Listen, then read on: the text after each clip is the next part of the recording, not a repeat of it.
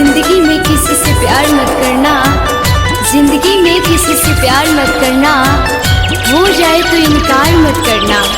निभा सको तो उस रास्ते पे चल के निभाओ, वरना किसी लड़की का जिंदगी बर्बाद मत करना, बर्बाद मत करना।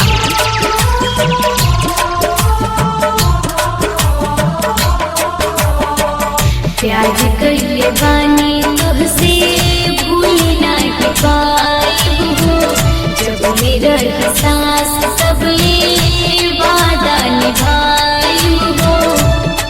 तोहरे खातिर सितार सहातानी हो,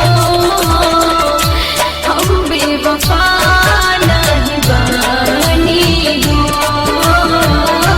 हम बेवफा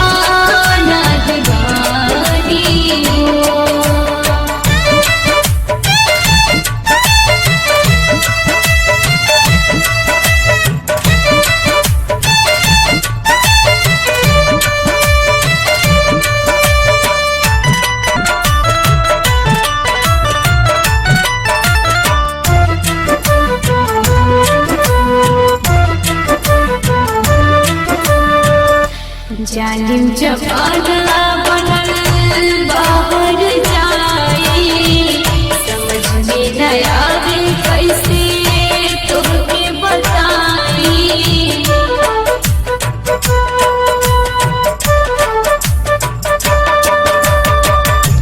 जालिम जमाना बनल बाहर जाई, समझ में न आवे कैसे तोहके बताई। तुझसे मुलाकात चाहतानी हो, हम बेवफा नहीं बानी हो,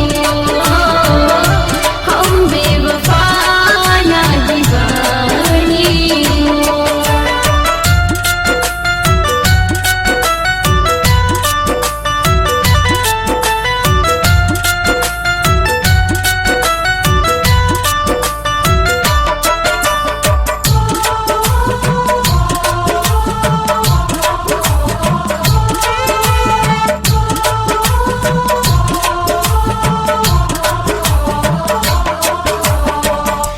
मरब या जियब अब नइखे परवाह हो, आ जाई त सोझाई है आखिरी बचाव हो।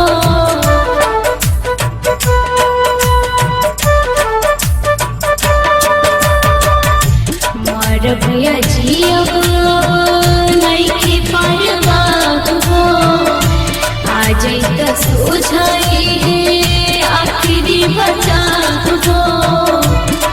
दुनों अखियाँ गिरा में लागल पानी हो,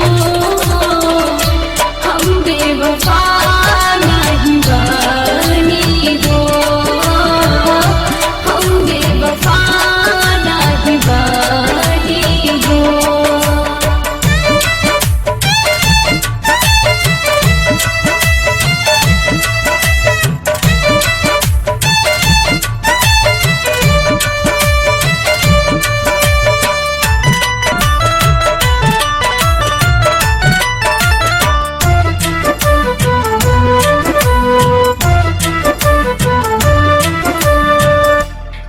मत जाना